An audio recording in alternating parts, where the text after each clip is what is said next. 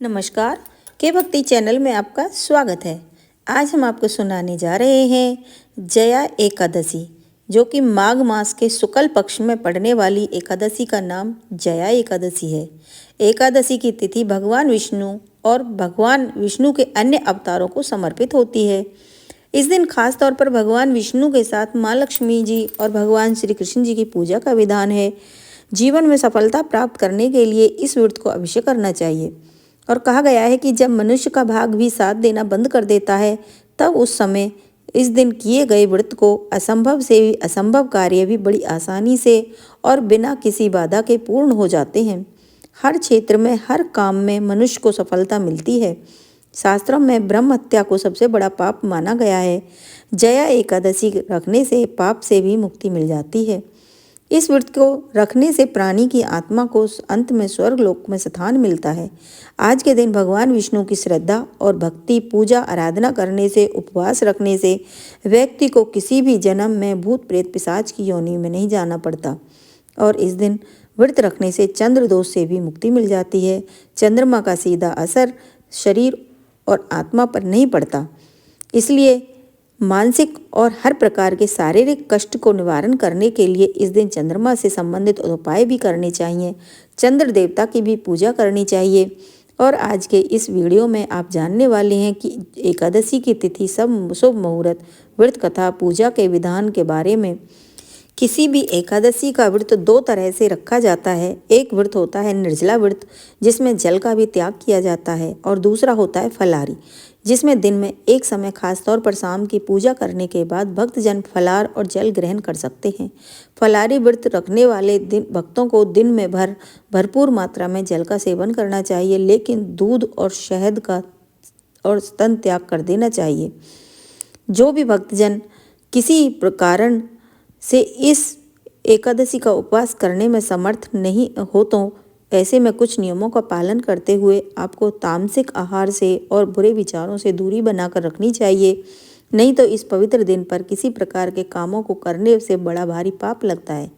इससे आने वाले जीवन में बहुत सारे कष्टों को भोगना पड़ता है।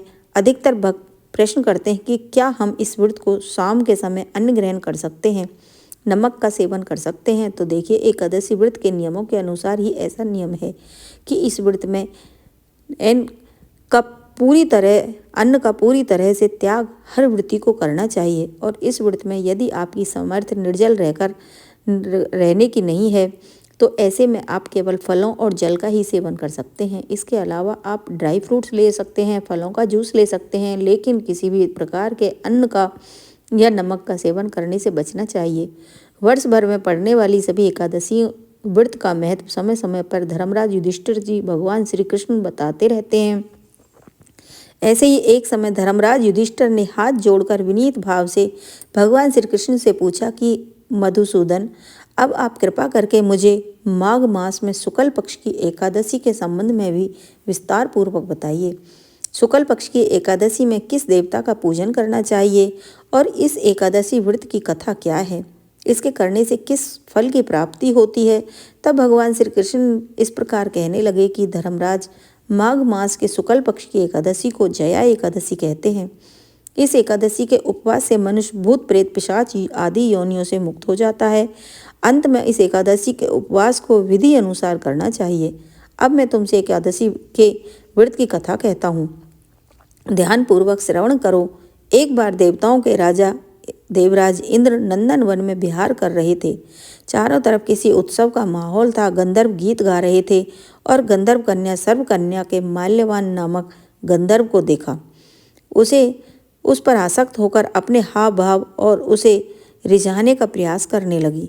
उसने गंधर्व कन्या पर आसक्त होकर अपने गायन का सुर ताल भूल गया, जिससे संगीत की लौट गई और संगीत का सारा आनंद बिगड़ गया। संगीत का आनंद बिगड़ने से संगीत का एक पवित्र साधना है और इस साधना को भ्रष्ट करना बड़ा भारी पाप है। इसलिए क्रोध करके तुमने देवी सरस्वती का घोर अपमान किया है। इसलिए तुम्हें मृत्युलोक में जाना पड़ेगा। गुरुजनों की सभा में असीम और लज्जा प्रदर्शन करके तुमने गुरुजनों का भी अपमान किया है। इसलिए इंद्रलोक में अब तुम्हारा महीना वर्जित है। अब तुम आदम पिशाच ऐशिनीय पर्वत पर पिशाच योनियों में दुख पाओगे, जीवन यापन करने लगोगे। इस गंध रस स्पर्श आदि का बिल्कुल भी बोध नहीं होता था। वही उन्हें ऐसने दुख भी सहने पड़ रहे हैं। दिन रात उन्हें किसी भी क्षण नींद नहीं आती थी। ऐसा इंद्र ने उसको श्राप दे दिया। पर जाते समय दांत किटकाना लगते हैं। एक दिन उसे पिशाच ने अपनी पत्नी से कहा कि ना मालूम आपने अपने पिछले जन्म में हमने कौन से पाप किए हैं, इसके कारण हमें इतनी दुखदाई ये पिशाच योनि में प्राप्त हुई है। पिशाच योनि में नरक का दुख सहना कहीं ज़्यादा उत्तम होगा कि इस प्रकार के अनेक विचारों को कहते हुए वे दोनों अपने दिन बिताने लगे। भगवान की कृपा से एक बार माघ मास के शुक्ल पक्ष की जया एकादशी के दिन इन दोनों ने कुछ भी भोजन नहीं किया और ना ही कोई पाप कर्म किया। उसे दिन मात्रा फल फूल खाकर इन्होंने अपना दिन बिताया। महान दुख के साथ पीपल के वृक्ष के नीचे विश्राम करने लगे। उस दिन सूर्य भगवान अस्ताचल की ओर जा रहे थे, अर्थात अस्त हो रहे थे। वह रात उन दोनों ने एक दूसरे से सैटकर बड़ी कठिनता से काटी। दूसरे दिन प्रातःकाल होते ही प्रभु की कृपा से इन दोनों की पिशाच योनि से मुक्ति हो गई। पुनः अपनी सुंदर अप्सरा और गंधर्व की देह धारण करके सुंदर वेष्टन और आभूषणों से अलंकृत होकर वे दोनों स्वर्गलोक को चले गए। उसे समय आकाश में देवगण और गंधर्व इनकी स्तुति करने लगे। फिर नागलोक में जाकर इन दोनों ने देवेंद्र को दंडवत प्रणाम किया। देवेंद्र को भी उनके इस दिव्य रूप को देखकर महान आश्चर्य हुआ। तब उन्होंने महान आश्चर्य के साथ इन दोनों से पूछा कि तुम्हें पिशाच योनि से मुक्ति किस प्रकार मिली, उसका सारा वृत्तांत मुझे भी बताओ। देवेंद्र की बात सुनकर माल्यवान कहने लगा कि हे देवताओं के राजा इंद्र, श्री हरि की कृपा तथा जया एकादशी के व्रत के पुण्य से हमें पिशाच योनि से मुक्ति मिली है तथा भगवान श्री हरि की कृपा से तुम दोनों ही पिशाच योनि को छोड़कर अत्यंत पवित्र हो गए हो, इसलिए हम लोगों के लिए भी वंदनीय हो गए हो। शिव और विष्णु भक्त हम देवताओं के वंदना करने के योग्य हैं, अतः दोनों धन्य हैं। आप दोनों धन्य हैं। अब आप प्रसन्न पूर्वक देवलोक में निवास कर सकते हैं। इस कथा को सुनकर भगवान श्री कृष्ण धर्मराज से कहने लगे कि धर्मराज युधिष्ठिर, इस जया एकादशी के उपवास से कोई योनि से सहज ही मुक्ति मिल जाती है। जो मनुष्य अपने जीवन में एकादशी का व्रत कर लेता है उसे मानो सभी तप ज्ञान यज्ञ ज्ञान आदि कर लिए हो। जो मनुष्य श्रद्धा पूर्वक जया एकादशी का व्रत रखते हैं वे अवश्य सहस्त्र वर्ष तक स्वर्ग में वास करते हैं। ऐसा कहकर भगवान श्री कृष्ण मौन हो गए। अब जानिए एकादशी तिथि और मुहूर्त के बारे में। एकादशी तिथि पड़ने पर व्रती को एक दिन पहले दसवीं तिथि को नियमों का पालन करना चाहिए। एकादशी तिथि वाले दिन दसवीं के दिन ही तुलसी दल को तोड़कर रख लेना चाहिए। एकादशी तिथि प्रारंभ होने से पहले ही दिन आप तुलसी पत्र को तोड़कर रख लें और सुबह एकादशी वाले दिन नहा धोकर संकल्प लेकर व्रत शुरू करें, क्योंकि भगवान विष्णु के और भगवान कृष्ण के भोग में तुलसी पत्र अनिवार्य होते हैं, जिसके बिना भगवान विष्णु अपना कोई भी भोग स्वीकार नहीं करते। यहाँ तक कि पारण वाले दिन भी यदि आपके पास शुद्ध सात्विक भोजन या फल ना हो, केवल जल और तुलसी दल जी का पत्ता निगलने से भी व्रत का पारण किया जा सकता है।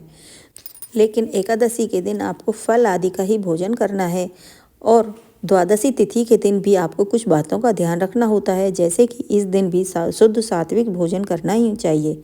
फलों का दान और अन्य दान दक्षिणा का दान आप किसी पंडित को कर सकते हैं। अन्य एकादशी के दिन किसी भी प्रकार की अन्य अन्न का दान करने से आपको बचना चाहिए। एकादशी और द्वादशी दोनों तिथियां ही यदि संभव हों तो पीपल की वृक्ष की पूजा करके पीपल की वृक्ष की जड़ में मीठा जल अर्पित करना चाहिए, क्योंकि एकादशी के दिन तुलसी जी में जल अर्पित नहीं किया जाता है। लेकिन दीपक सुबह और शाम जरूर जलाएं।